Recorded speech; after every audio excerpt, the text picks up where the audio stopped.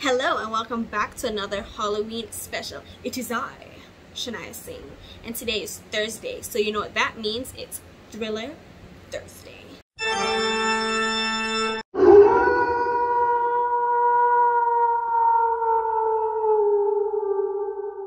So if you're new here, on Thursdays I sit down and talk about true crime or paranormal cases on a Thursday. Hence the name Thursday. But this is a Halloween special that I'm doing for the month of October, and if you guys are interested with me carrying it on to, like, you know, a thing on my channel, just let me know and I will get to that. So without further ado, let's just go right into this case. This one is a very tricky one, so let's go. So this story takes place in a small suburban town in Dallas named Wiley. It was said that this town was budding with life with less than 4,000 residents. Everyone knew everyone in a sense. Everyone was bound to cross paths eventually. It was just overall a tight-knit town. Everybody was friendly, you know, like a small town it is. So this town was nicknamed Wide Awake Wiley because during this time, the 40s and 50s, other towns in Dallas never stayed open late, but this town, however, did because of the railroad sudden booming. You know, trains would come in and out of the station and drop off goods to the stores and, you know, just regular business stuff. So the businesses would stay open, hence the name Wide Awake Wiley. The townsfolk actually took great pride in this. Not sure why, but yeah. So, Candice Montgomery was a 29-year-old woman who persons described as a family person, loving mother, reserved housewife, churchgoer, and devoted wife.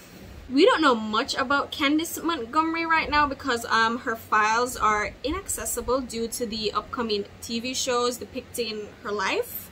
So I couldn't really dig up much, but we do know that she's married to a man named Pat Montgomery, who was an engineer at Texas Instruments. It was said they got married pretty young, but they did not specify on an age nor dates. Candice moved into her dream home in 1977 and attended the Methodist Church of Lucas, which was then controlled by women at the time, which Candice really admired, and this church was the whole center of her life, really. This is where Candy met Betty and Alan Gore. It was said Betty was a pretty woman with a quote-unquote wide Hollywood smile. I'm not really sure what that means, but that's what they said. They also said that she was a popular girl who married her college math teacher. Betty was also a 5th grade teacher at R.C. Dodd Middle School. On the other hand, her husband, Alan, persons called him, I quote, small and plain, unremarkable, and, you know, just didn't really stick in your memory, unlike Betty. It's kind of mean to say, but okay. That's what they described him as. So do not say I said this. This was what the article said. So Alan and Betty were married and had one daughter, and her name was Alyssa. Alyssa, Betty and Alan's daughter, were good friends with Jenny Montgomery, which was Candice's daughter. Okay. Please don't get the names mixed up. I had a little trouble with the names at first. Hopefully you don't. Okay. Both Candy and Betty met at the same church, which is the Methodist Church of Lucas, which they both attended, and that is where they became good friends, both Candy and Betty, as well as their spouses, Pat and Alan. They would both babysit each other's kids, hang out, you know, just regular friend stuff, however that's like. But you see, Candy and Alan See those two little buggers right there? They weren't just good friends. Matter of fact, they were great friends. They were actually having an affair. Candy and Alan have been having this affair for a couple months with weeks of careful planning. Candy says she remembers the moment she first laid eyes on Alan and knew she had to have him. So to recap what she said, Candy said it was on the church volleyball court on a late summer day in 1978. Both her and Alan were trying to play, make the same play at a volleyball, but instead they just bumped into each other. And Candy, I quote, "I got a whiff of him and he smelled sexy." However that smells, but you know, when I hear somebody say someone smells sexy, I envision Fabio just riding down on a horse, shirtless and just like all shiny and stuff with his hair blowing. That's how I imagine sexy would smell. Don't you? From that moment, she said she had to have Alan. Had to have Alan. Do you hear me? She wasted no time. She went up there and just told Alan, "I want you." I'm just kidding. That's not how she said it. She actually waited until he was parked in his car, and she jumped into the passenger seat of his car and told him how she felt. And she said, "I don't know what you're gonna do about it." That's actually what she said in the interview. She said that she told him and said that, "I don't know what you're gonna do about it, but this is how I feel," you know? So Alan was taken aback. He was like, "You felt this way about me all this time? Really?" I'm not joking. That was how it went. I'm envisioning it, okay? You have to, you know, have imagination while doing these things. So Alan said he was taken aback when Candy confessed her love for him, because he said he did not imagine a woman like Candy taking interest in him, much less sexually. Well, you heard the description of him. I would believe him too. So around this time, Alan and Betty, their husband and wife, they were trying to conceive their second child. So they were having very routine, scheduled sex, which Alan said felt mechanical, and he felt as if he was being used. His words, exactly. So because of this routine, scheduled sex, Alan said that he felt that Betty was absent in the relationship. He did not feel important anymore. "I want attention, Betty." That's how I imagine. But anyway, Alan was, you know, thinking about it. And he eventually agreed to start an affair with Candy. And he negotiated his terms. I don't know, the word negotiate just sounds like contracts. When you hear negotiate, don't you think of a contract? Or is it just me? But anyway, they negotiated his terms, which was they would only meet on weekends. They would meet once a week, every 2 weeks.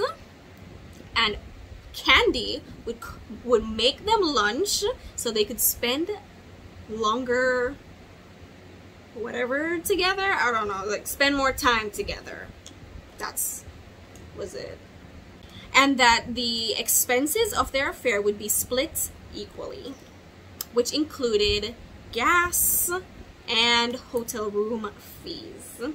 That's a very scheduled lifestyle, and he's the same one that said he did not like the scheduled stuff going on in his marriage. But you know, who am I to judge? Whilst negotiating his terms, he kept saying, "But I love Betty. I can't do this to her." And Candy reassured him, saying she will never find out. So they agreed that nobody had to know what they were doing, which is how an affair usually goes. But regardless, they said nobody had to get hurt. That makes a lot of sense, doesn't it? You are having an affair and you expect your spouses not to get hurt. Another thing that they would do was fantasize about getting caught by their spouses, or being seen by one of their church members. That's pretty weird if you ask me. So if you don't want to get caught but just like fantasize about it, just call me crazy. But the law of attraction is a hell of a thing. You know, if you put it out there, it just boomerangs right back to you. You know what I'm saying? So you should be careful what you put out there. Anyway, so this affair started December 17, 1978 and lasted 7 months. So while this 7-month affair was going on, Candy threw Betty a baby shower for her second pregnancy. Betty was actually growing suspicious of Alan and Candy's relationship. She didn't know exactly what was going on, but she knew that they were getting rather close. Betty wanted Alan home more often, so that really put a damper on Candy's hormone game. So as you know, Betty and Alan, they were experiencing some marital issues, so they decided to go to a marriage encounter. This is a program held at their church on the weekends where they discussed how they felt, which is, you know, they felt disconnected and they wanted to spend more time with each other. So they just pretty much opened up in the marriage encounter session and decided to work on things.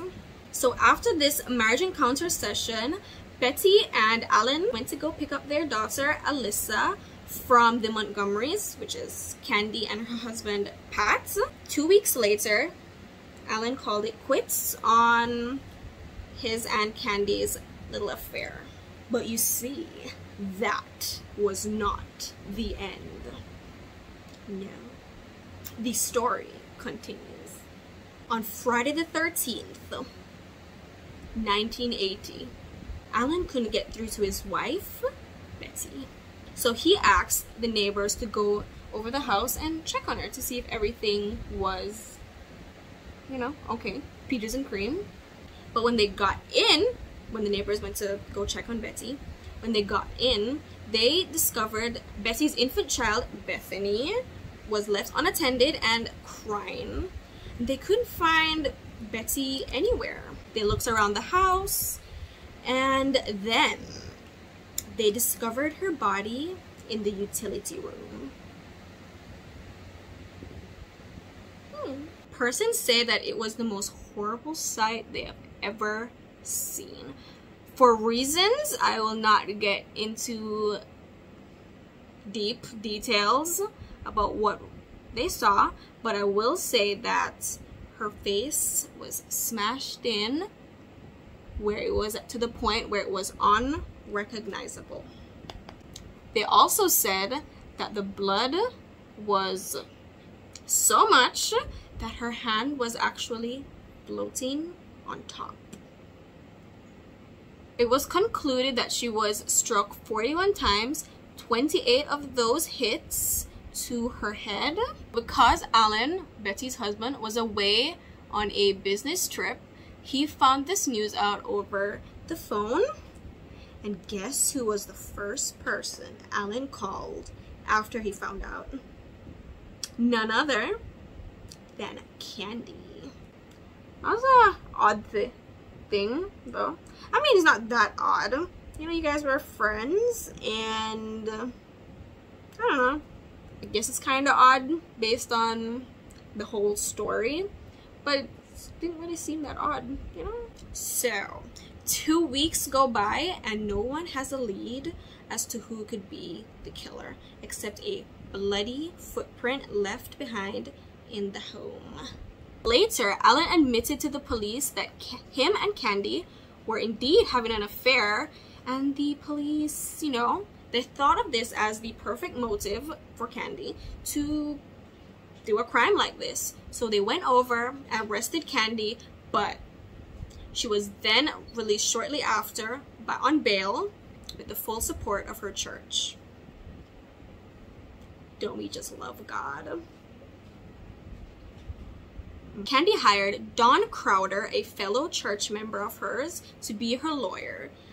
Don advised her to go to a psychiatrist named Dr. Fred Fasson. Dr. Fasson was also a registered hypnotist. You know the word, hypnotist, that word. So Dr. Fasson was going to put Candy under hypnosis so that she could remember the night of the murder. So if you don't know what hypnosis is, it's when you go into like this state of unconsciousness but yet still consciousness, where you're able to remember things that you subconsciously suppress. That makes sense to you. This is my understanding of what hypnosis is. While Candy underwent a few hypnosis sessions, it was concluded that she was suffering from a childhood trauma which caused her rage. How convenient, isn't it? For Candy's trial, it was said that the courtroom or courthouse was filled to the point where people were spilling outside just because they wanted to get a look at the woman who did this heinous crime. So Candy takes the stand to recall the night of Betty's murder. Candy says she went over to Betty's house to go and get a swimsuit for Alyssa, which is Betty's eldest daughter. I really don't like this eye. Candy then recalls the day of Betty's murder. Candy went over to Betty's house to go get a swimsuit for Alyssa, Betty's oldest daughter, because Candy was going to take Alyssa to the pool. Betty was home around this time, and she took the opportunity to confront Candy about her suspicions with her husband, Alan. Betty's husband, Alan. Okay?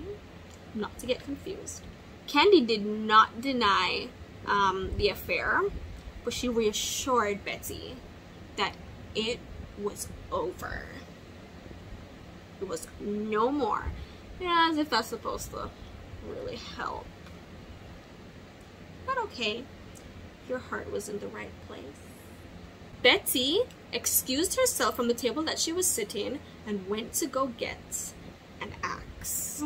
She came back and rested it on the table and told Candy that she never wanted to see her again and to never speak to her family again, but she will allow her to take her daughter Alyssa to the pool.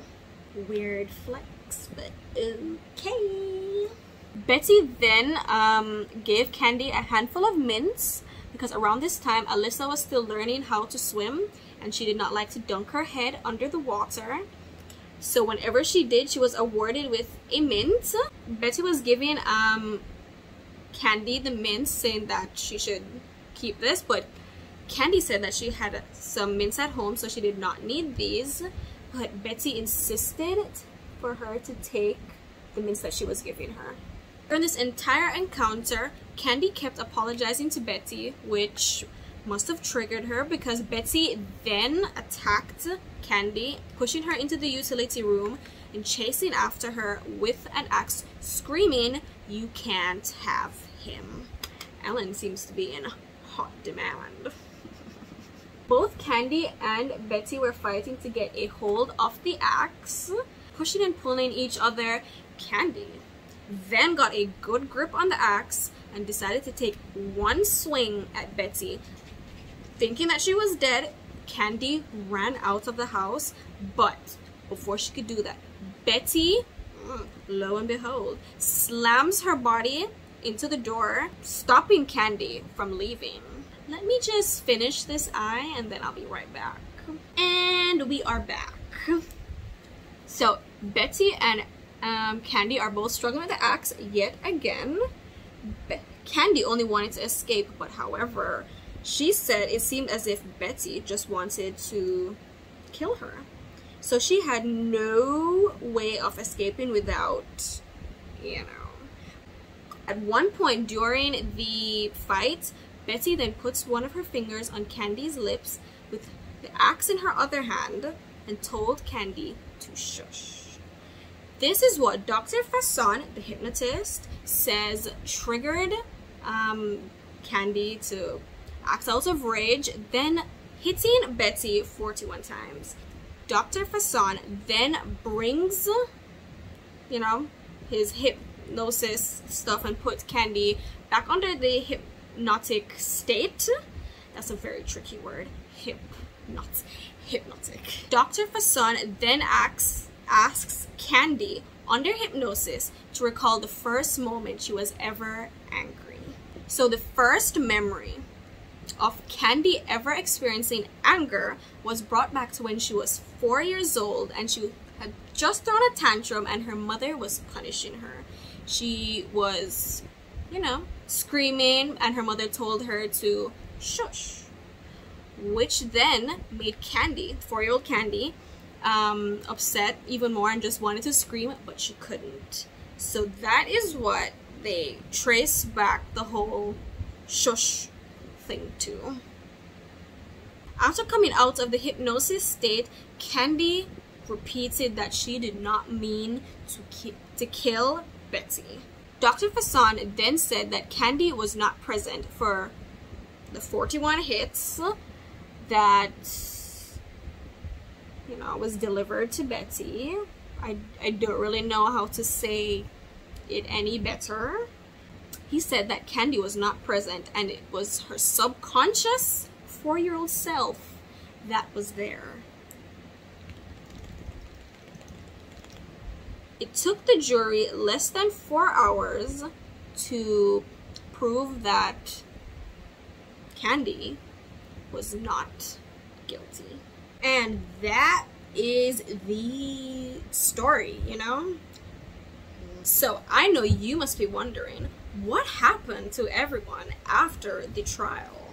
Well, Candy and her husband Pat stayed married and they moved to Georgia, but then later they divorced. I'm not sure why, didn't specify, but I want to assume that the whole affair thing and the incident got to him and he just, you know, peace out, you know, he just left.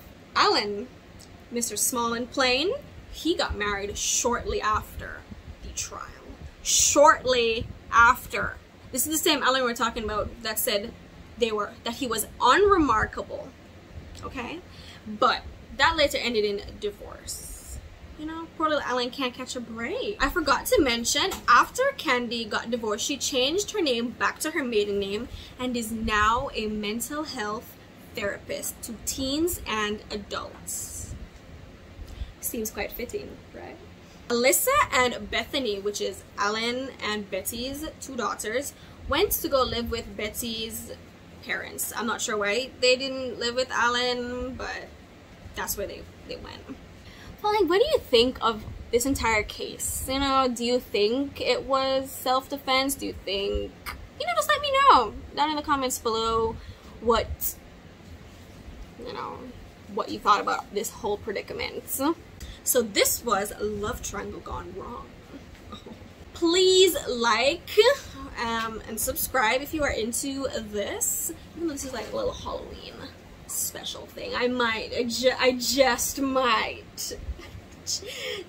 might continue. You don't know yet. Until then, I am Shania Singh and this was Thriller Thursday, and I'll see you in the other one. Bye.